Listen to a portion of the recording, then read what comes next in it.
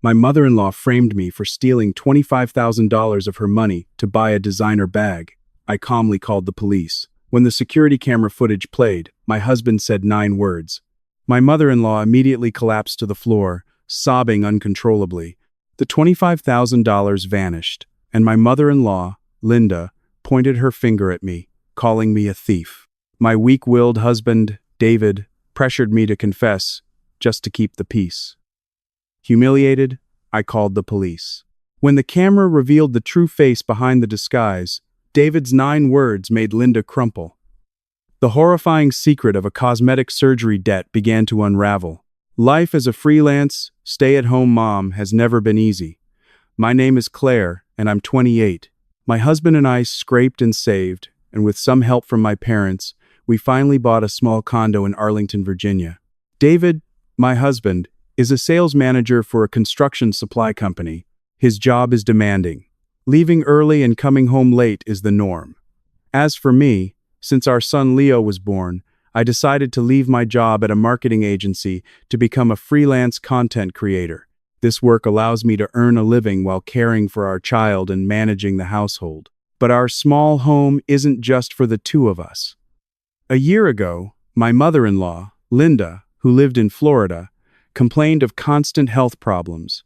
Worried about his mother, David brought her to live with us so we could look after her. From the day she arrived, the atmosphere in our home has been as tense as a drawn bowstring. Linda is meticulous, judgmental, and loves to show off to our relatives. Everything I did, from the way I cooked a meal and did the laundry to how I sat at my computer to work, became a thorn in her side. She was convinced I was a freeloader, just playing on the internet at home while relying on her son's income. That Friday morning, a light drizzle fell over Arlington. I had just finished cleaning up Leo's toys, settled him safely in his playpen, and opened my phone to check messages. The family WhatsApp group, the Thompson clan, was buzzing with notifications. I tapped to open it. My mother-in-law had just sent a photo of a custom-designed, high-fashion handbag, the latest model of the year, accompanied by a proud message. Linda wrote, "With such a lovely month, I decided to withdraw $25,000 from my retirement savings to treat myself to this bag. When I show up to the family reunion or the church potluck with this, everyone will have to stare in awe. What do you all think?" Below, Aunt Carol, Linda's sister, commented instantly. "Wow, Linda, you're really living it up. You'll look like $1 million carrying that. David is doing so well, you deserve to spoil yourself after all those years of raising him." Uncle Robert, the youngest brother in the family, chimed in. "You're so blessed, Linda. Make sure you send us pictures when you get it." I skimmed the messages and quietly locked my screen. I knew my mother-in-law. She thrived on the admiration and envy of others. The sum of $25,000 was no small amount. It was the entire life insurance payout from my father-in-law's death years ago, combined with the money she got from selling a small plot of land back home. She always kept that bank card locked away in a wooden box in her closet. I didn't care how she spent her own money. My priority was finishing a script for a client before noon. But disaster struck early that afternoon. I was in the bedroom getting Leo down for his nap when I heard the front door slam open. Heavy footsteps stomped through the condo, followed by a loud rummaging sound coming from my mother-in-law's room. I gently laid Leo down and tiptoed out to see what was happening. Linda was standing in the middle of her room, her face flushed and beaded with sweat. The wooden box where she kept her important documents was overturned, papers scattered across the floor. She was frantically pulling open every dresser drawer, tearing through everything like a madwoman. "Mom, what are you looking for?" I asked. "Stay calm and tell me. I can help you find it." Linda spun around, her eyes bloodshot. She lunged toward me, jabbing a finger in my face and screaming, "Don't you play innocent with me. Give me back my debit card. Where is my $25,000? I was stunned, frozen to the spot. $25,000, the debit card. The words echoed in my ears. I replied, my voice firm but respectful, "What are you talking about? How would I know where your card is? I've been home with Leo all morning, working. Please check again carefully. Maybe you misplaced it." Linda wasn't listening. She stormed into my and David's bedroom. To my horror, she yanked open our closet doors and started throwing my clothes onto the floor. Blouses, dresses, my work papers all scattered across the hardwood. She rummaged through every handbag, every drawer of my vanity. I ran after her, trying to stop her. "What are you doing? This is our private room. You can't just go through our things like this." Linda shoved my hand away, glaring at me with contempt. "In this house, besides you, who else would be the thief?" She spat, her words dripping with venom. "David's been at work since dawn. You're always holed up in here, claiming to work online, but really, you're just waiting to get your hands on an old woman's money. You saw my text about the purse and got greedy, didn't you? You think because I'm old, I'm easy to fool? Give me back my money, or I'm calling the cops to drag you away." Her baseless accusation felt like a knife in my heart. I worked tirelessly day and night, earning money with my own skills and effort. I had never asked her for a dime, never touched a single penny that belonged to my husband's family. Yet here she was, casually trampling on my honor, branding me a thief. Tears of frustration welled in my eyes. I took a step back and looked her straight in the eye. "Don't you dare accuse me of something so vile," I said, my voice clear. "I did not take your money. If you suspect me, then go ahead and call the police. My conscience is clear." Linda sneered, her voice dripping with challenge. "Is that a threat? Fine. We'll just wait for David to get home. Let's see if he sides with his own mother or a thieving wife like you." Around 6 p.m., David walked in.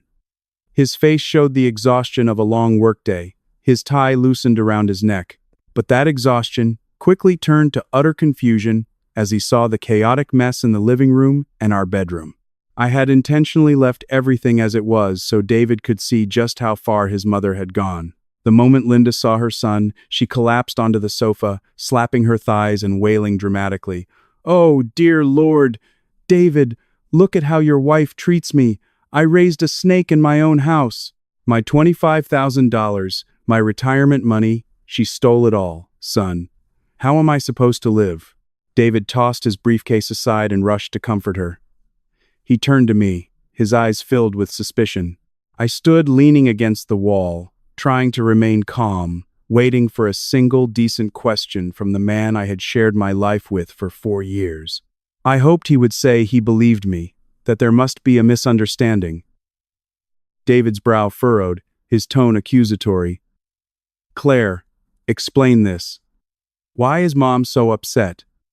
The money was in her dresser. Only you and she are here. If you didn't take it, who did? What could you possibly need that would make you do something so shameful?"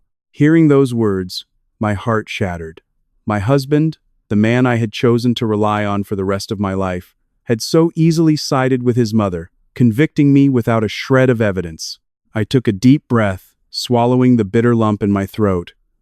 "David, watch what you say," I replied sharply. "I never touched her box, and I have no idea where her debit card is.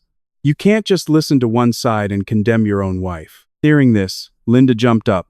She pulled a folded piece of paper from her coat pocket and threw it in my face. It was a bank statement she had just printed at a branch that afternoon. "Still denying it?" Linda shrieked, pointing at the paper on the floor. "I went to the bank this afternoon. The teller confirmed that the entire $25,000 was withdrawn from an ATM on Wilson Boulevard at 9 a.m. this morning. At 9 a.m., I was out buying groceries to make soup for Leo. You were the only one home. If it wasn't you, was it a ghost who took my money?" David picked up the statement, his face darkening. He grabbed my arm and dragged me into the kitchen, slamming the door shut. I thought he wanted to talk privately, to find the truth. But his next words plunged me into the depths of despair. "Claire, I'm begging you," David whispered, his voice sounding hollow and spineless. "The money's gone. Mom is furious, and her blood pressure is high. Just admit you did it to calm things down. Apologize to her, give the money back, and I'll ask her to forgive you. We can handle this privately. If you make a scene, the neighbors will hear. What will people think of our family? How can I face anyone at work?" I snatched my arm away, staring at him as if he were a complete stranger. He was willing to force his wife to admit to a crime, to to trample on the honor of the person he shared a bed with, all for a false sense of peace and to protect his own fragile ego. The rage inside me erupted. All my patience, all my sacrifices for this family suddenly felt meaningless. I looked straight into David's eyes and spat out each word. You want me to confess? To a disgusting crime I didn't commit? What kind of person do you think I am? You're afraid of losing face, afraid your mother's blood pressure will spike. Are you afraid of your wife being shamed for the rest of her life? Listen to me, David. I did not steal anything, and I will prove my innocence to both of you. With that, I pushed him aside and walked straight to our bedroom. I picked up Leo, who was looking bewildered at his parents' argument, and locked the door behind us. David's frantic banging echoed from the other side. Claire, open the door! Stop being so dramatic! This isn't a joke! Ignoring the commotion from my husband and mother-in-law, I set our son down on the bed to play. My hands were shaking with anger, but my mind told me I had to stay clear-headed. A person's dignity is not something others can just trample on. I pulled my phone from my pocket, unlocked it, and dialed the non-emergency line for the Arlington County Police Department. My voice, firm and clear, cut through the quiet of the room. Hello, is this the Arlington County Police? I'm a resident at the I condominiums on Wilson Boulevard. I need to report a theft of a large sum of money and a serious case of slander against my character. I request that officers be sent to resolve the situation. The next morning, the three of us were at the Arlington County Police Precinct. The air in the interview room was thick with tension. Officer Miller, a stern-faced policeman, held Linda's written statement and the bank printout. According to Mrs. Linda Thompson's report, Officer Miller began in a monotone voice. The sum of $25,000 was withdrawn from her account between 9 and 9:30 yesterday morning. We've contacted the bank and requested the security footage from the ATM on Wilson Boulevard where the transaction took place. Let's all have a look. He turned his laptop toward us and pressed play. My heart pounded in my chest. I stared at the screen, waiting for the moment the truth would be revealed and my name would be cleared. The black and white video appeared. The quality wasn't great. The ATM camera's angle was high and narrow, and it was washed out by the morning sun glare from the street. At exactly 9:15 a.m., a figure entered the ATM vestibule. This person had taken great care to conceal their identity. They wore a plain, dark, gray, hooded sweatshirt, a baseball cap pulled down low, and their face was completely obscured by a large face mask and oversized black sunglasses. The person operated the machine quickly and efficiently, withdrawing stack after stack of cash, stuffing it into a black tote bag, and then quickly turning to leave. The entire process took less than 5 minutes. As soon as she saw the figure, Linda shot up, slamming her hand on the table. She pointed at the screen, shouting at the officer, "There, you see? It's as clear as day. How can she deny it now? That slightly stooped posture? That gray hoodie? Everyone in the family knows I have a hoodie just like that. My daughter-in-law, she's devious. She intentionally stole my clothes to withdraw the money, to throw suspicion off herself and frame an old woman like me. How cruel, how wicked." I stared at the video in shock. It was true. The style of dress was similar to what my mother-in-law often wore when she went out, but that posture, that body shape, it wasn't me. I'm 5'7", with a slender build from practicing yoga. The person in the video was shorter, stockier. The discrepancy was obvious, but Linda seemed to be deliberately ignoring it to continue her assault on my character. I turned to Officer Miller, my voice steady. "Officer, if you look closely at the person's build in the video and compare it to me, there's a clear difference in height and body type. Furthermore, that hoodie and cap are generic items you can buy anywhere. You can't accuse me based on a set of clothes my mother-in-law claims are hers." David sat between us, his head in his hands, not daring to look at the screen.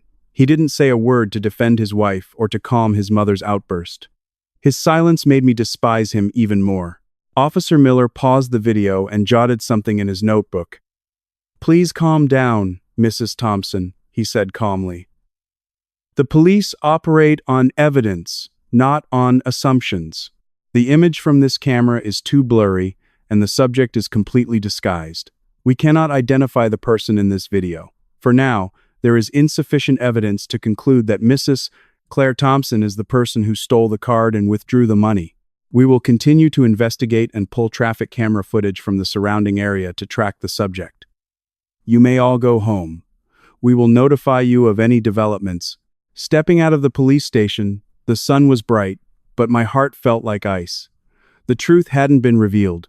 The blurry footage, instead of exonerating me, had become another tool for my mother-in-law to weave her narrative that I had disguised myself to steal from her. I knew that if I just sat back and waited for the police, the label of a thieving daughter-in-law would stick to me for life. That afternoon, I returned from buying diapers and formula to a strangely quiet condo. My mother-in-law's closet door was wide open. All her belongings were gone. On the dining table was a hastily scribbled note from David. "Mom's afraid to live in the same house as a thief. She's worried for her safety. I'm taking her to stay with Aunt Carol for a while. You should stay here and think about what you've done." I crumpled the note and threw it in the trash. So, they had chosen to abandon me, to isolate me completely. Linda had masterfully played the part of a poor, elderly mother, a victim whose last penny had been stolen by her daughter-in-law.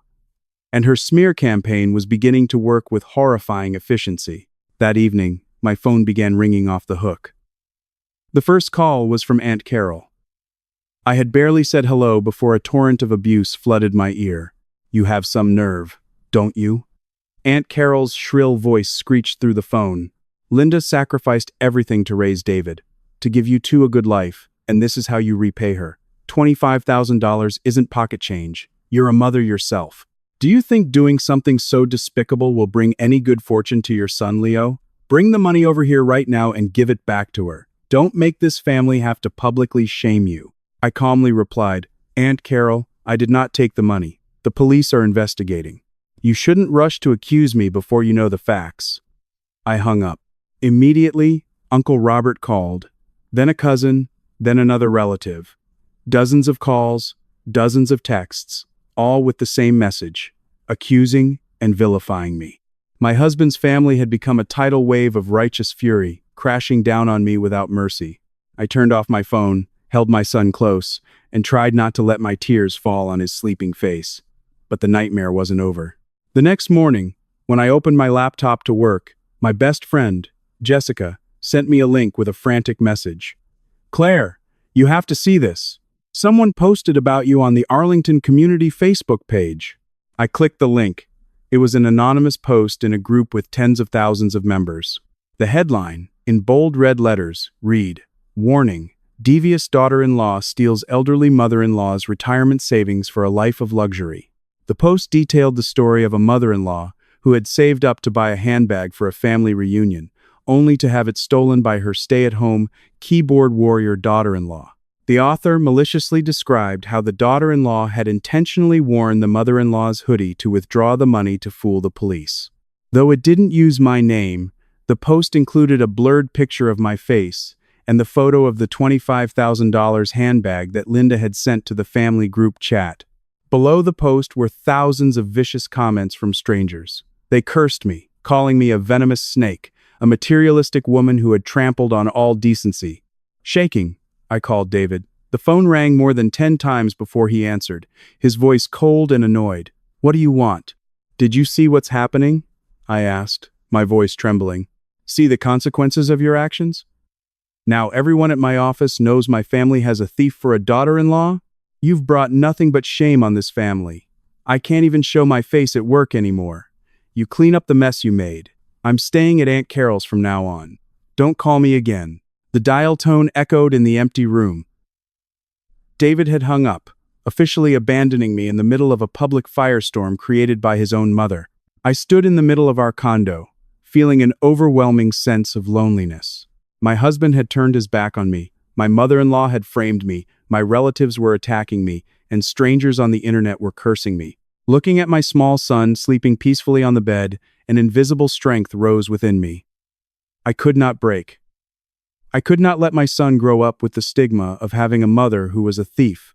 If the police were busy with hundreds of other cases, if my husband was too cowardly to seek the truth, then I would have to stand up and fight for my own justice. I wiped my tears, took out a small notebook and a pen, and began to outline the first steps on the journey to reclaim my honor. The sun was shining brightly, but in my heart, a steely determination had taken root. The first thing I did was pack a bag for Leo and take him to Jessica's. My best friend from college lived in a nearby condo complex. Jess was the only person who had trusted me completely from the very beginning. After leaving my son with her, I borrowed a windbreaker from Jess, put on a helmet, and began my quest for evidence. My first destination was the ATM on Wilson Boulevard, the place where $25,000 had vanished without a trace. It was a standalone kiosk tucked into the corner of a sidewalk, right at the base of a tall office building. I walked around the ATM, carefully observing it from every angle. Just as the police video had shown, the camera inside the kiosk only captured a person from the chest up and was severely affected by the morning glare. I stepped back, scanning the surrounding area. To the left of the ATM was a convenience store, but its cameras were pointed inward at the cash register. To the right was the solid wall of the office building. Nothing promising. I crossed the street to the opposite sidewalk, my eyes scanning the business signs. Suddenly, my gaze locked on a large blue sign. Harrison Properties. The real estate office was right on the street, with large plate glass windows offering a clear view of everything across the road. But what made my heart leap was the two dome-shaped security cameras mounted at the corners of the office's awning. One of them was aimed directly at the ATM across the street. The distance was no more than 50 feet, with no trees or obstructions in the way. A brilliant spark of hope ignited within me. I crossed the street again and pushed open the glass door to the real estate office. Inside, the air was cool, and agents were busy on the phone with clients. I approached the reception desk, where a man in his 40s, wearing a white dress shirt, was reviewing some paperwork. The nameplate on his desk read, Mr. Harrison, branch manager. "Excuse me, Mr. Harrison," I said politely, trying to contain my excitement. "I'm sorry to interrupt. I'm a resident in this area, and I'm in a very difficult situation. I was hoping you might be able to help." Mr. Harrison looked up, surprised but friendly. "Hello? Are you looking to buy or sell a property?" I shook my head and took a deep breath. I wouldn't use tears or weakness to plead for pity. I looked him straight in the eye and recounted my story, keeping my voice clear, sincere, and logical. "Sir, I'm not here for real estate. My family was just the victim of a major theft that took place at the ATM across the street yesterday morning. Tragically, I've been falsely accused by my own family. The bank's camera was washed out, so the police can't identify the person who took the money. I just noticed that your security camera has a perfect view of that ATM. I'm begging you, please allow me to review your footage from yesterday morning, between 8:30 and 9:30 a.m. This evidence is the only thing that can prove my innocence." Mr. Harrison listened intently, his brow furrowed. He glanced out the window toward the ATM, then back at me. He must have recognized the seriousness and the injustice in my voice. After a moment of thought, he nodded. "I'm very sorry to hear about your family's situation. Our policy is not to show security footage to outsiders, but since this involves a person's reputation, I'll make an exception. Please, come to the server room with me." Mr. Harrison led me to a small room in the back. He opened the camera management system, selected the date and time frame I requested, and the computer screen displayed 4 small windows. He enlarged the second one. The video showed a crystal-clear view of Wilson Boulevard. "It's 9:10 a.m. yesterday," Mr. Harrison said, pressing the slow-motion button. "See if you can spot anything." I held my breath, my eyes glued to the screen. The real estate office's camera system was far superior to the ATM's. The image was in color, high resolution. At exactly 9:12 a.m., a person on a red scooter pulled over and parked in front of the ATM. The person got off, wearing a dark gray hoodie, a long floral-patterned windbreaker, a helmet, a face mask, and large black sunglasses. They glanced around before quickly stepping into the ATM vestibule. I clenched my fists. From this angle, the perpetrator's build was much clearer. The height difference was obvious. The shoulders were slightly stooped, the walk a bit slow and clumsy, perfectly matching the physique of a middle-aged woman. But that still wasn't the smoking gun I needed. I needed a clear facial identification. "Mr. Harrison, can you let the video play?" I asked, my palms sweating. "But at 1/4 speed, please." The timestamp in the corner of the screen ticked by. Second by second, 9:17 a.m. The subject emerged from the ATM, carrying the heavy black tote bag. They walked toward the scooter, and then a miracle happened. A fateful knot was untied by an act of nature. Just as the person reached up to adjust their helmet, a strong gust of wind swept down the street from the intersection. The screen in Harrison Properties still played the slow-motion video. I was fixated on every movement of the person in the gray hoodie. The timestamp read exactly 9:17 a.m. The person, carrying the heavy black tote bag, stepped out of the ATM and walked toward the red scooter. Their hand reached up to adjust their helmet. At that exact moment, a powerful gust of wind blew in from the intersection. The sudden gust knocked the large sunglasses askew, pulling the cloth face mask down below their nose. For a fleeting moment, just 3 seconds, the perpetrator's true face was completely exposed to the high-resolution camera. My heart stopped. My entire body went rigid, a cold sweat breaking out on my back. Even though I had a terrible feeling about this, seeing the truth laid bare was still a profound shock. The sharp eyes, the high cheekbones, the small mole right at the corner of the mouth, and even the familiar wrinkles. That face belonged to none other than Linda, my mother-in-law. The woman who, just the night before, had wailed, smashed things, and pointed a finger in my face, spewing the most hateful curses, was the very person who had withdrawn the $25,000 herself. She had staged the entire scene, deliberately wearing her own familiar clothes, carefully concealing her identity to fool the bank's camera, and then manipulating everyone to pin the blame on the daughter-in-law who was at home caring for her grandchild. Mr. Harrison, sitting beside me, was also stunned. He turned to me, his voice filled with a mixture of sympathy and disbelief. "Do you recognize this person? What is their relationship to your family that they would do something so bizarre?" I took a deep, shuddering breath, trying to suppress the wave of emotion rising in my throat. I told Mr. Harrison that the woman in the video was indeed my mother-in-law, the one who had accused me of stealing her retirement money. This brutal truth wasn't just a clumsy act. It was a fatal blow to our family ties, to the respect I had always tried to show her. Mr. Harrison sighed. He plugged the USB drive I had just bought at the convenience store into his computer. He carefully copied the entire video file, from the moment my mother-in-law appeared until she drove away, saving it in the highest possible resolution. He handed the USB drive back to me, advising me to keep it safe, as it was the most crucial piece of evidence to clear my name. He even gave me his personal phone number, promising to act as a witness if the Arlington police needed to verify the video's origin. I clutched the USB drive, feeling the weight of the truth in my hand. I bowed my head and thanked Mr. Harrison with all my heart. Without the help of this kind-hearted manager, I might have crumbled under the weight of public opinion and the rejection of my own family.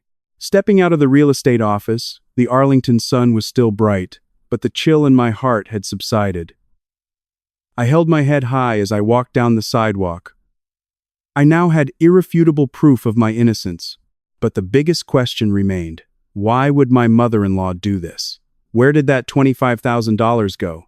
If she withdrew it herself, why did she invent the story about the lost card and her plan to buy a designer handbag? There was a terrible secret hidden behind her lies, and I was determined to uncover all of it before I confronted her and my husband. Leaving Wilson Boulevard, I immediately hailed an Uber and headed straight for Tyson's Galleria, one of the most luxurious shopping malls in the area. I knew I was entering a relentless battle to protect my honor, and from now on, every word, every piece of evidence, had to be legally and accurately documented. The magnificent mall rose before me. I strode inside, heading directly to the section with the international luxury brands, to the very store that sold the handbag my mother-in-law had boasted about in the family WhatsApp group. The boutique was dazzling, with warm, elegant lighting. The handbags were displayed in glass cases like precious works of art. A sales associate in a chic black uniform and white gloves approached me with a welcoming smile. I returned the smile, my demeanor confident and calm. I took the initiative, introducing myself as Linda's relative. I took out my phone, opened the picture of the exquisite, jewel-encrusted black handbag my mother-in-law had sent, and showed it to her. I explained, inventing the most plausible story I could think of to fish for information. My mother-in-law, Linda, recently told our family she had placed a special order for this bag here for $25,000. I was in the area today and wanted to check on the status of her order. Could you tell me when it might be ready for pickup? The associate looked at the photo, smiled professionally, and invited me to wait on a plush sofa. She brought me a glass of water and went to the counter to check their customer database. After about 5 minutes, she returned, looking slightly puzzled but maintaining her professional composure. She gently informed me that while the bag in the photo was indeed a limited edition item from their brand with a price tag of $25,000, there were absolutely no customers named Linda who had ordered it in their entire system, neither in the D.C. area nor nationwide, for the past 6 months.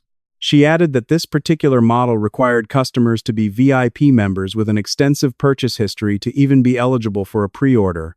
I feigned surprise, asking her to double-check.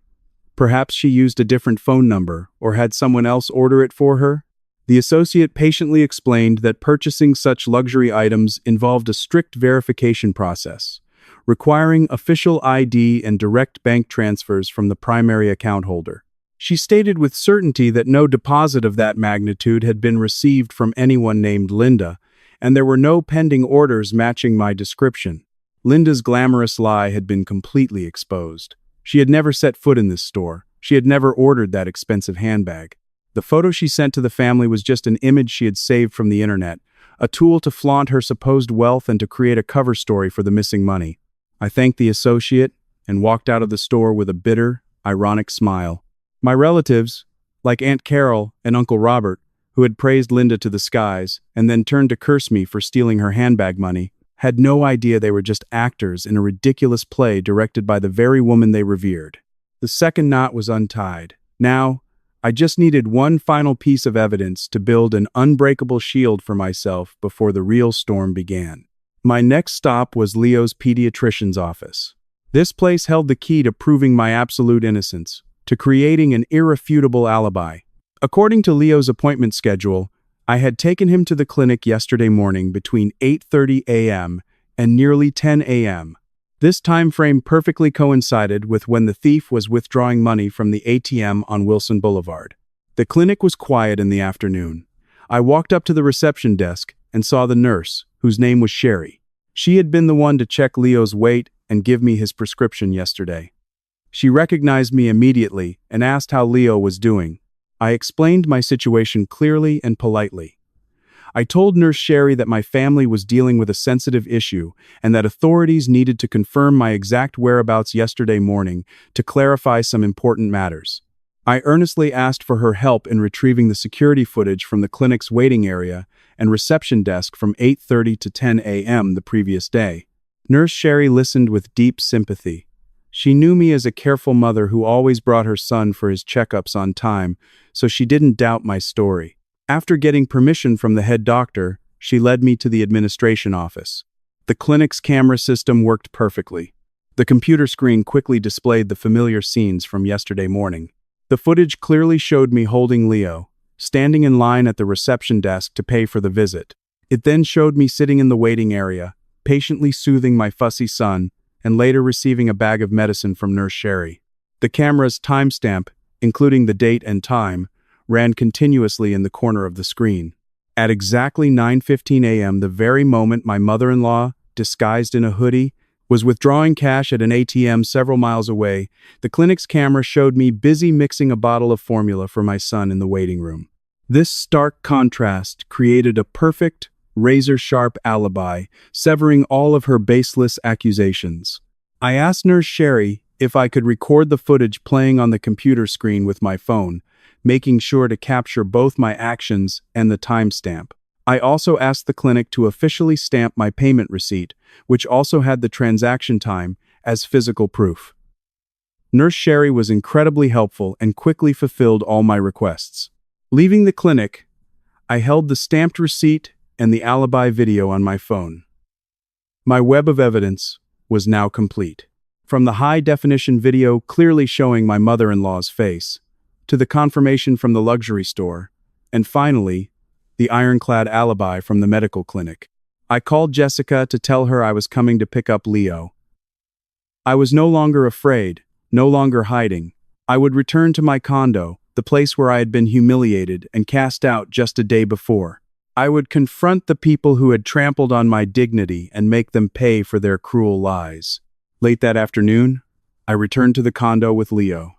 The house was quiet, still in the disarray I had left it in. I rolled up my sleeves and began cleaning, picking up the clothes my mother-in-law had thrown on the floor, making the place spotless again. I cooked a proper dinner for myself and my son. I knew the biggest battle was about to begin, and I needed to be well fed and keep a cool head. Around 8 p.m., the sound of a key in the lock echoed through the apartment. David and my mother-in-law walked in. Their arrival didn't surprise me. David had texted earlier to say he was bringing his mom back to get some important personal items and her medication. When they walked in and saw me calmly playing with Leo and his building blocks on the living room rug, Linda's face immediately hardened. She shot me a venomous glare, let out a cold humph, and marched straight into her bedroom. David hesitated in the middle of the room, his eyes avoiding mine. He asked vaguely if I had thought about my mistake. I didn't bother to answer, just offered a faint smile and continued helping my son stack his colorful blocks. My silence seemed to fluster David. He quickly followed his mother into her room. The door was wide open, and from the living room, I could hear them rummaging around. Linda seemed to be in a hurry, pulling drawers open and slamming them shut. She ordered David to get a large travel bag down from the top of the closet. Just then, Leo dropped a toy, and it rolled near the doorway of Linda's room. I got up to retrieve it for him. As I bent down, I happened to glance inside. Linda was pulling a stack of winter clothes from the bottom of a drawer. In her haste, a small, dark blue notebook fell out from between the clothes, landing on the floor with a soft thud. It was her old medical records book, which she always kept hidden. When it fell, several papers tucked inside fluttered out. They weren't prescriptions or lab results. At a glance, I could see they were invoices printed with bright red ink and stamped with a bold square seal, along with a few handwritten notes with very large numbers on them. Linda gasped when she saw the papers on the floor, her face instantly turning pale with fright. She dropped the clothes she was holding and lunged like a cornered animal, snatching up the papers and shoving them back into the notebook. Her hands were visibly shaking. She clutched the notebook to her chest, her eyes darting nervously toward the door to see if I was there. When our eyes met, she quickly hid the notebook behind her back and snapped, "Go somewhere else. Stop spying on your elders." Her panicked, secretive behavior was like a lightning bolt in my mind. What were those strange invoices? Why did she hide them so carefully at the bottom of her closet? Why was she so terrified when they fell out? My intuition told me that this old medical notebook was the final piece of the puzzle, the true reason behind her staged theft and false accusations. I stood up straight, my gaze cold and sharp as I looked at Linda, who was now trembling and backing away. I knew it was time for this charade to end. I stepped back into the living room and called out to David, my voice echoing through the condo with an undeniable command. "David, Mom, both of you, come out to the living room and sit down. I have something very important to say, and it needs to be said right now." My voice was steely, clear, without a hint of the fear or weakness they expected. David emerged from the room, a scowl on his face. "What now, Claire?" "Mom's tired. We just need to get her things and go.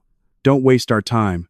Linda shuffled out behind him, clutching her travel bag, her eyes full of defiance. They sat on the sofa, acting like judges, about to sentence a criminal. I said nothing more. I placed Leo safely in his playpen in the corner, then walked to my desk to get my laptop and an HDMI cable. I connected the laptop to the large flat-screen TV in the living room. My movements were deliberate and precise. David crossed his arms, a smirk on his face. "What's this? You going to put on a movie for us?" Linda sneered. "She's probably got too much time on her hands. Probably wants to show us some tearful video she found on the internet." I ignored their taunts. I opened the folder containing the video file from the real estate office. I clicked play and made it full screen. The video started. The high-angle shot clearly showing the sidewalk on Wilson Boulevard, appeared on the screen. David squinted, recognizing the ATM where the theft occurred. As soon as Linda saw the familiar scene, she flinched, her posture stiffening, her eyes darting around nervously. On the screen, the disguised figure in the gray hoodie and sunglasses emerged from the ATM vestibule, carrying the black bag. Linda immediately found her voice, pointing at the TV and shouting, "There, David, you see? Look at your wife, pretending to be me to steal my money. Now she's airing her own dirty laundry, showing everyone her crime. She has no shame." I hit the pause button. I looked at Linda, my voice as cold as ice. "Calm down, Mom. The best part of the movie is always at the end. You should watch very carefully to see who the real thief is." I pressed play. The video continued to the fateful moment. The thief walked to the scooter and reached up to adjust their helmet. The wind gusted. The sunglasses were knocked aside, the mask slipped down. On the 6.5-inch television screen, Linda's face with her high cheekbones, the mole at the corner of her mouth, and her panicked eyes appeared in crystal-clear detail. Every feature was undeniable, irrefutable. The video paused automatically on that sharpest frame. The entire room fell into a dead silence, broken only by the hum of the ceiling fan. David leaned forward, his eyes wide as if they were about to pop out of their sockets. His lips trembled. He stared at the image on the TV, then turned to look at the woman sitting next to him. Linda's face had turned a ghostly white. Her lips moved, but no words came out. Her hands went limp, and her travel bag fell to the floor with a thud. Her carefully constructed victim persona was stripped away completely. Utter shock turned into an uncontrollable rage within the man who had so staunchly defended his mother. David slowly stood up, his arm rising with effort as he pointed a trembling finger at the image of his mother on the screen. His voice broke, filled with the collapse of all his faith and respect. He forced out each word. 9 words that struck the tense atmosphere like hammer blows. "Mom, why would you do something like this?" David's words were the final, fatal blow. Linda could no longer maintain her composure. Her legs gave out, and she crumpled to the floor, burying her face in the side of the sofa. Heart-wrenching sobs escaped her throat. She covered her face as tears streamed down her wrinkled cheeks, her cries filled with shame, humiliation, and the absolute terror of being exposed in front of her only son. The play was officially over, but the grim reality was just beginning to speak. My mother-in-law's racking sobs filled the silent living room. David stood frozen, his bloodshot eyes staring blankly at the woman he had always revered, now collapsed on the floor. The cruel truth displayed on the television was a vicious slap to the pride of a man who had chosen to blindly defend his mother while trampling on his wife's honor. I didn't give them time to recover. Seizing the moment while Linda was in a state of panic and David was lost in shock, I turned and walked swiftly into Linda's bedroom. The image of the old medical notebook falling from the pile of clothes was seared into my mind. I was certain the secret of the $25,000 wasn't that it had vanished, but that it was hidden within the pages of that book. The room smelled strongly of medicated oil. Linda's travel bag lay open on the bed. On the floor, the pile of clothes was just as she had left it. I knelt and began sifting through the sweaters and pants. And there it was, the dark blue notebook, tucked under a thick coat. I picked it up, my heart hammering against my ribs. I opened it. Tucked between the yellowed pages were neatly folded papers. I pulled them out one by one. Under the bright fluorescent light, the red printed words on the invoices jumped out at me. The letterhead clearly read Evelyn's Aesthetic Wellness Clinic, with an address on a bustling street in a neighboring county. I scanned the services listed. Full gold thread facelift. Service cost $6,000. A second invoice listed dermal fillers and jowl lift. Service cost $2,500.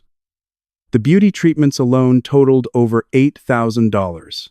But the most horrifying discovery wasn't the invoices. At the very bottom was a typed A4 paper titled Loan Agreement.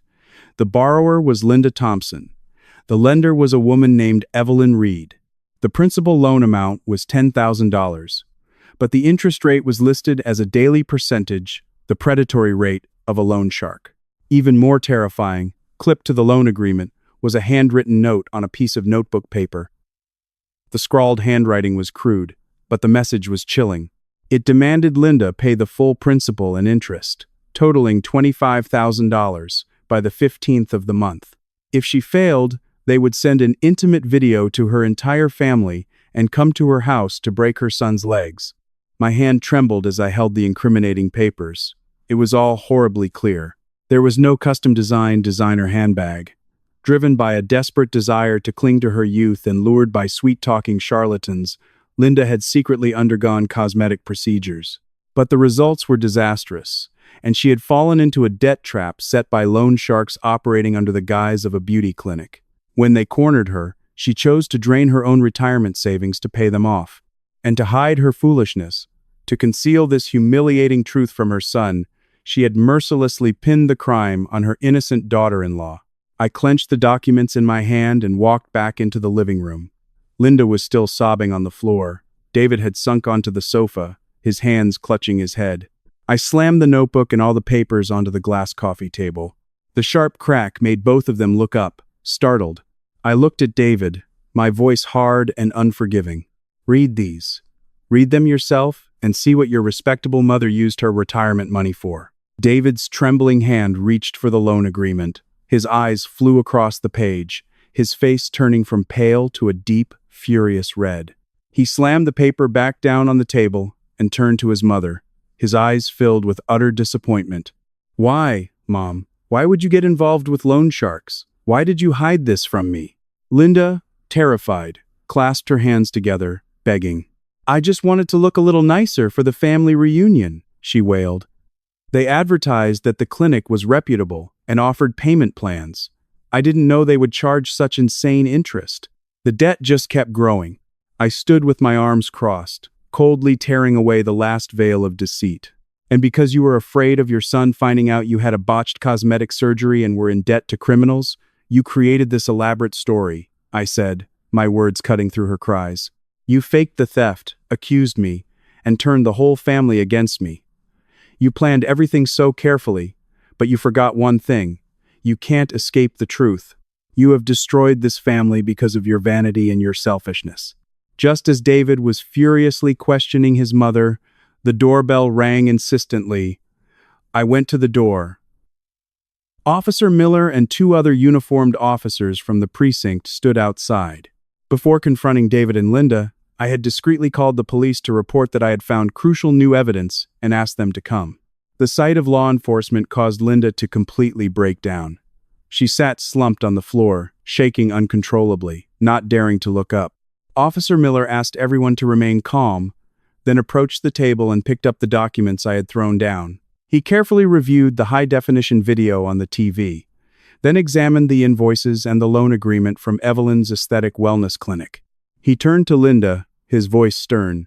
"Mrs. Thompson, I advise you to tell us the entire truth. We now have sufficient evidence to charge you with filing a false police report and slander." Faced with irrefutable evidence and the authority of the law, my mother-in-law's defiance completely shattered. She began to confess everything, her words muffled by tears, her face swollen and distorted from the failed surgery. She told them how she had met Evelyn Reed at a senior health fair, how she was lured to the clinic with promises of free treatments. She described how the staff had psychologically manipulated her, preying on her insecurities about aging and promising to restore her youthful beauty. When she hesitated about the cost, Evelyn had offered to let her pay in installments, getting her to sign papers without reading the fine print. But the real tragedy began after the procedure. The facelift was a disaster, leaving her face swollen, infected, and in constant pain. When she went back to complain, Evelyn's demeanor changed instantly. She produced the loan agreement Linda had signed, which included clauses with astronomical penalty fees. In less than 2 months, the initial $10,000 debt had ballooned to $25,000. David listened, his hands clenched into fists, veins popping on his forehead. "Why didn't you just tell me, Mom?" he roared. "Why did you have to hide it and do something so insane?" Linda then revealed the most horrifying detail. While she was under anesthesia for the procedure, Evelyn's staff had undressed her and secretly filmed an explicit video. They used that video to blackmail her, threatening to post it online and send it to every relative if she didn't pay up. They knew where she lived, where David worked, and threatened to hire thugs to harm him. Overwhelmed by fear and shame, my mother-in-law had lost all reason. She didn't dare go to the police, terrified of the video being leaked, of losing face with her family, and of her son being hurt. In her desperation, she had staged the entire theft to pay off the debt and cover her tracks. Hearing the full, sordid truth, David looked like a man whose soul had been ripped out. He collapsed back onto the sofa, his eyes vacant. The mother he had always trusted, the mother he was willing to sacrifice his own family to protect, was a vain, foolish, and cruel woman. The reality was too brutal, shattering the idealized image he had held his entire life. Officer Miller recorded Linda's full confession and took the loan documents as evidence. Before leaving, he instructed our family not to take any further action on our own. The police would handle the investigation to dismantle this vicious ring of fraud and blackmail. After that stormy night, a heavy gloom settled over our home. Linda stayed in her room, refusing to eat, crying with regret. David took time off work, chain-smoking in the living room, his face gaunt. The pride of a patriarchal man had been dealt a fatal blow. He never said the words, "I'm sorry," to me, but his silence and the look of shame on his face said everything. I paid them no mind. My only concern now was Leo's safety and bringing a definitive end to the threat posed by Evelyn's aesthetic wellness clinic.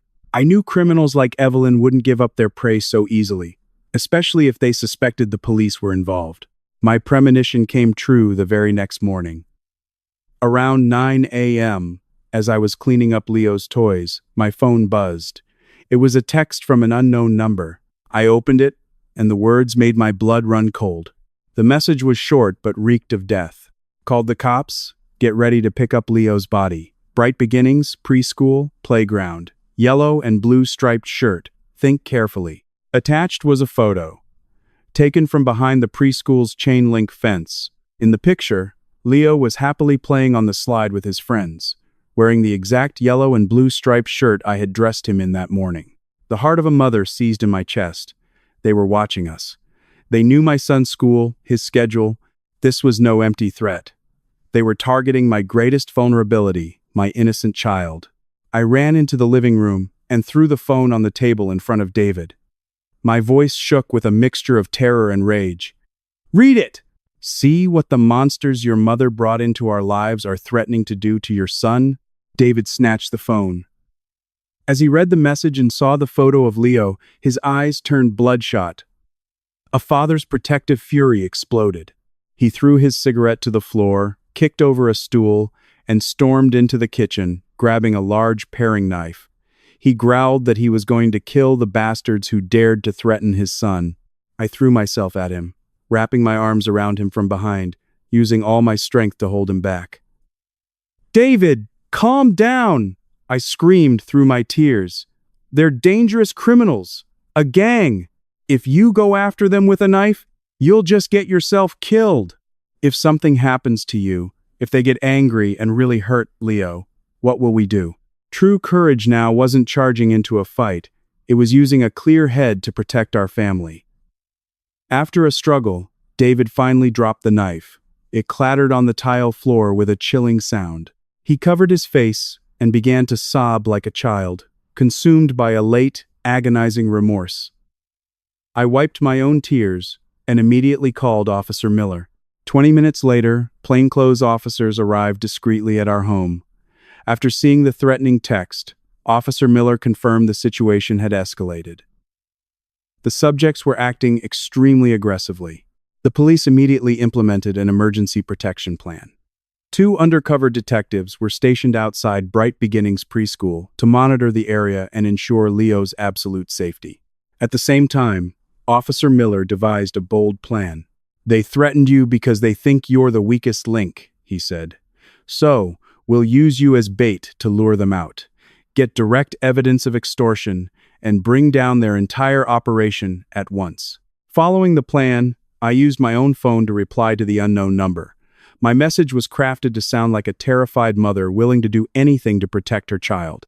I asked to meet the person in charge to negotiate, promising to drop all charges and keep silent if they would leave my son alone.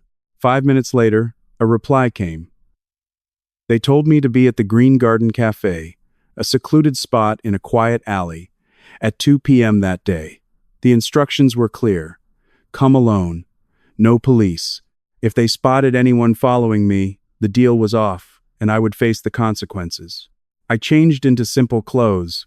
Officer Miller carefully fitted me with a state-of-the-art miniature recording and tracking device, hidden in a necklace, capable of capturing clear audio within a 15-foot radius. Before I left, David grabbed my hand, his eyes filled with worry and guilt.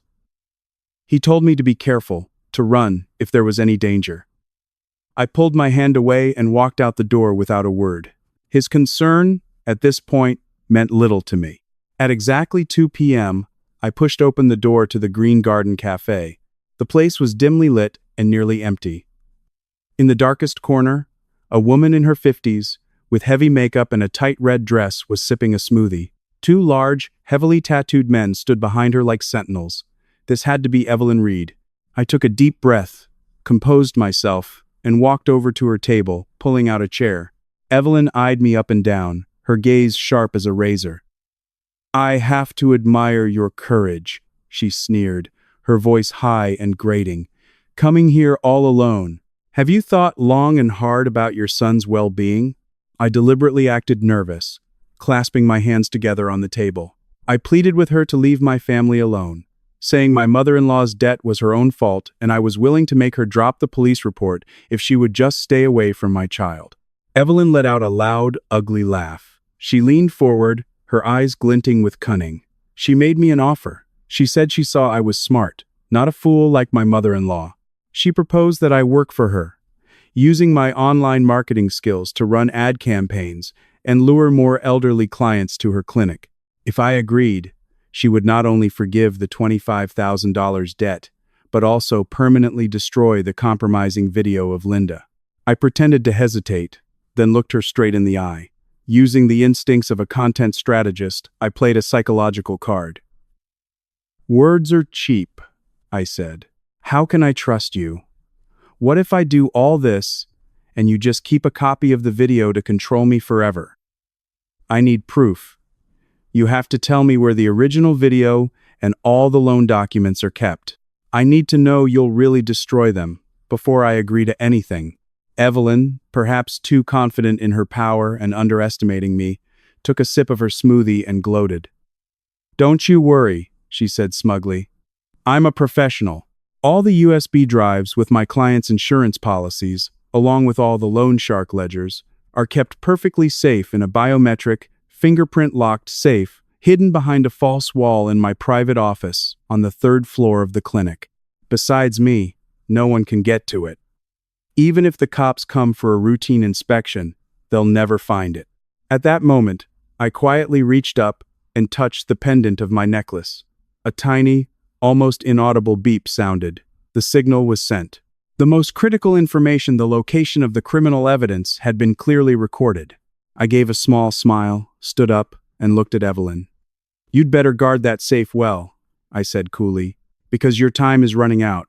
Before she could process my words, I turned and walked out of the cafe.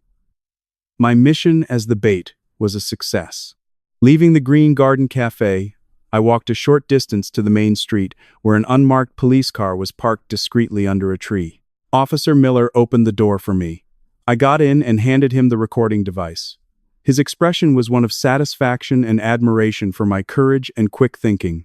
The audio recording, containing Evelyn's confession to blackmail and the exact location of the evidence, was the final piece needed to secure an emergency search warrant. That afternoon, the legal process moved with incredible speed.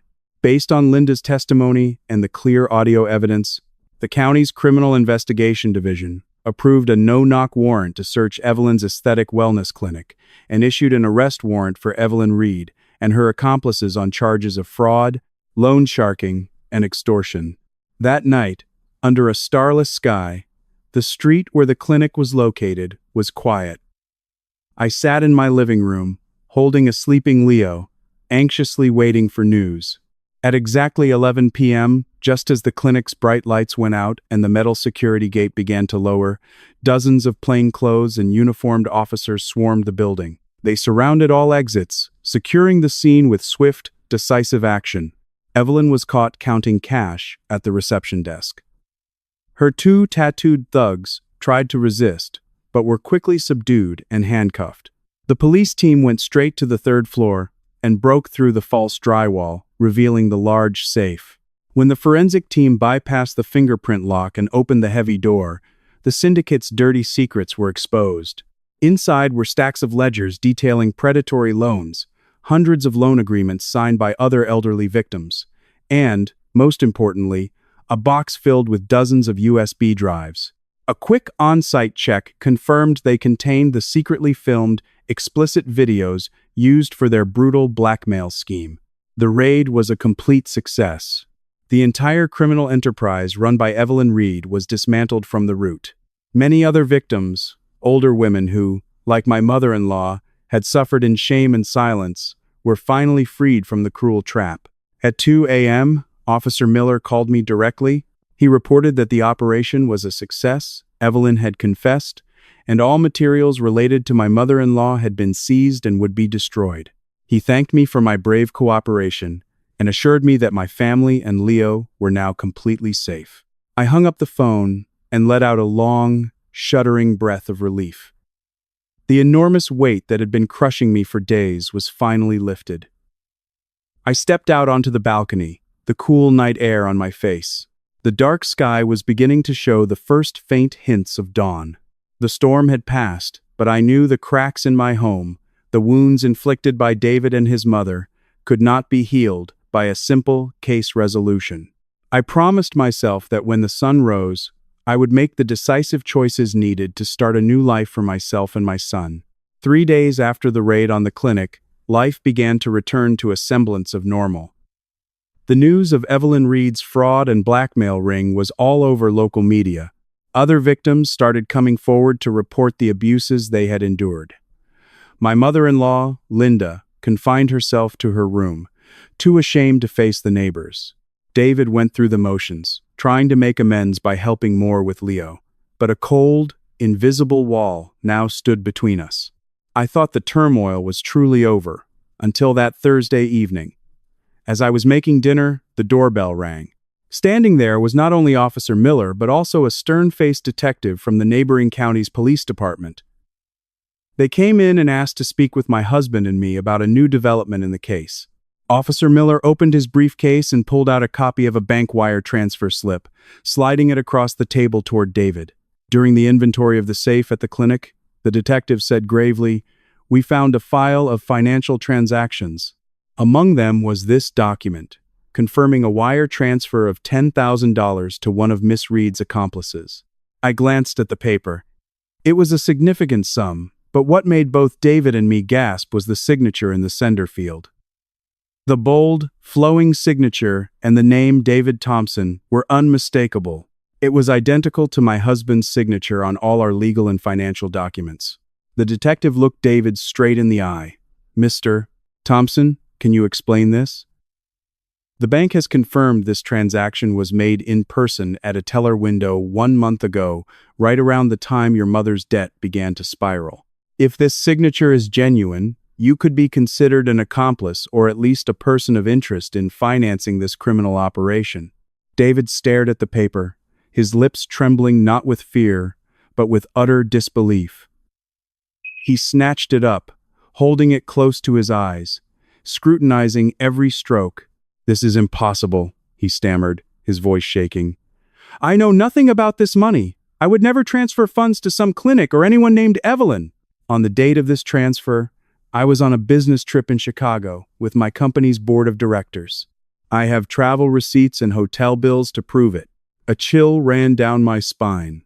If David didn't sign it and I knew he wasn't lying now, then who did?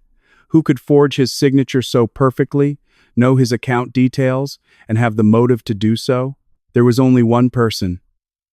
I glanced toward the closed door of Linda's bedroom. A grim certainty washed over me. My mother-in-law's selfishness and lies ran even deeper than I had imagined. This wasn't just about her withdrawing her own cash. It was a far more sinister plot to defraud her own son. Noticing the shift in our demeanor, Officer Miller asked David to provide a fresh signature sample for forensic analysis. As soon as the officers left, David's repressed anger erupted. He stormed into his mother's room. A new storm was about to break. The sound of the door slamming against the wall cracked through the apartment. David threw the copy of the wire transfer slip onto the bed where Linda was pretending to be asleep. "Get up," he roared. "Get up and explain my name and my signature on this paper." Linda sat up, her face draining of all color when she saw the official document. She tried to resort to her old tricks, crying, complaining of a headache, but this time, David was not weak. He ripped the blanket off her, forcing her to look at the evidence. "Do you have any idea that this forgery could have sent me to prison?" he yelled, his voice raw with pain. "That it could have destroyed the career I've spent years building?" Cowering in the corner of the bed, Linda finally confessed. She admitted that a month ago, terrified by Evelyn's threats, she had secretly gone through David's briefcase. She found some contracts he had signed, photographed his signature, and took it to a forger Evelyn had recommended. They created a fake wire transfer slip, which she had planned to use to either withdraw money from our joint savings account or to stall for time with the loan sharks. She thought one little forgery to save her own skin wouldn't be discovered. She never imagined Evelyn would keep it as leverage against the entire family. Hearing this, David staggered backward, his face a mask of horror and disgust. He couldn't believe the woman who gave birth to him, the woman he had worshipped as a symbol of sacrifice, could be so cold-blooded as to frame her own son to ruin his future, just to cover up her own vanity and foolishness. Linda scrambled off the bed and clutched at his legs, begging him to save her one more time. David pushed her away and walked out of the room like a man who had his soul hollowed out. He didn't say a word to me. He just grabbed his car keys and left, disappearing into the night. I knew that his last shred of faith in his family, in the sanctity of a mother's love, had been completely and irrevocably destroyed. The following days were the darkest for both Linda and David. After the forgery came to light, Linda was charged not only with filing a false police report and slander, but also with forgery and fraud. Though she was a victim in Evelyn's larger scheme, her own actions had serious consequences.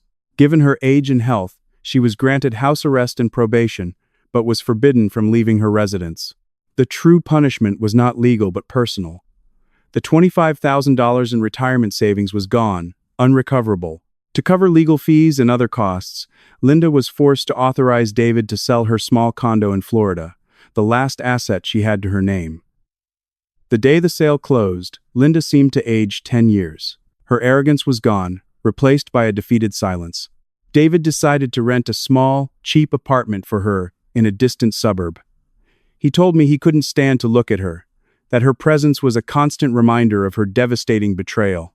David, too, paid the price for his weakness. When his company learned of his family's entanglement with the law, his reputation was severely damaged. He was demoted from his management position and reassigned to a low-level sales role in a different state. The day Linda moved out, I didn't see her off. I stood on our balcony and watched the taxi carrying her and her few belongings drive away. It was the price of greed, deceit, and a narrow heart.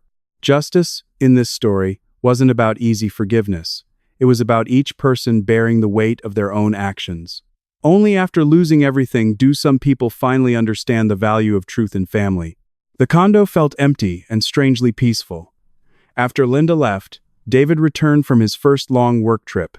He looked thin and worn. That evening, after Leo was asleep, David asked me to sit with him. He made tea, the steam rising between us like a mist. He looked at me, his eyes filled with a profound remorse I had never seen before. He didn't make excuses or blame his mother. He began with a sincere apology. David admitted that his pride, his weakness, and his ego had blinded him. He had left me to suffer humiliation and loneliness when I needed him most. He said that during his lonely days in a cheap motel room, he had realized he was unworthy of my love and sacrifice. He had let his mother trample my honor and had even tried to force me to confess to a crime. He was a coward for not facing the truth about his own mother. He pushed a folder across the table. Inside were the deed and transfer documents for our condo. He had signed it over entirely to me. Next to it was a set of divorce papers, with his signature already on them. "I'll leave with nothing," he said, his voice thick with emotion. "All of our savings, the condo, it's all yours and Leo's. It's the only way I can begin to atone for the pain I caused. I'm not asking you to forgive me. I'm just accepting that you deserve a peaceful life, free from the shadow of my mother and a terrible husband like me." I looked at the divorce papers, my heart heavy. I was seeing a different David, a man who had finally grown up through his own ruin. This awakening, though late, showed he still had a conscience. I didn't sign the papers. I told him I needed time. We would have a trial separation. He could continue his work, learn to be independent. I wasn't taking the condo for revenge. I was taking it to secure my son's future. That night, David packed a small bag and left quietly. Before he walked out the door, he stood over Leo's crib for a long time and gently kissed his forehead. When the door closed, I didn't cry. I felt a sense of freedom seep into my soul. Our marriage might be over, but David's transformation was a necessary step for him to rebuild his own life. A year passed. My life turned a new page, brighter and more confident than ever before. Forged in the fire of that crisis, I was no longer a timid, stay-at-home mom living in fear of my mother-in-law's judgment. My freelance content creation career blossomed. My articles and videos about resilience and overcoming adversity resonated with a large audience. I was offered a senior editor position at a major media company in DC with a great salary and a professional environment. I could now provide for myself and my son, giving him the best education and life without relying on anyone. David kept his word. He worked hard, sent child support every month without fail, and called to talk to Leo regularly. He never pressured me to reconcile. He became a responsible, respectful co-parent. On weekends, he would drive back to take Leo out, then leave quietly. His change was real, and we found a new way to communicate as friends, united in our love for our son. Linda, living alone in her small apartment, saw her health and spirits decline. She had learned a bitter lesson about vanity and deceit. Occasionally, she would call me, her voice trembling with remorse, asking only to see her grandson on a video call. My anger toward her had faded. On holidays, I would have David take Leo to visit her, bringing a small gift. Her greatest punishment was her loneliness and the guilt that haunted her every night. I thought that was enough. One weekend afternoon, I stood by the window of my condo, looking down at the bustling streets of Arlington. The golden light of sunset streamed through the trees. Leo was playing quietly beside me, chattering about his new friends at school. I smiled, a smile of peace and pride. The old Claire, the woman who was framed, abandoned, and nearly broken, was gone. In her place stood a strong woman in complete control of her own life, who would never again allow anyone to trample on her honor or her happiness. The story of the $25,000 handbag had faded into the past, a costly lesson in trust, integrity, and self-worth. I took a deep breath, savoring the taste of freedom and peace. Life would always have its challenges, but I knew, with absolute certainty, that I was strong enough to face them.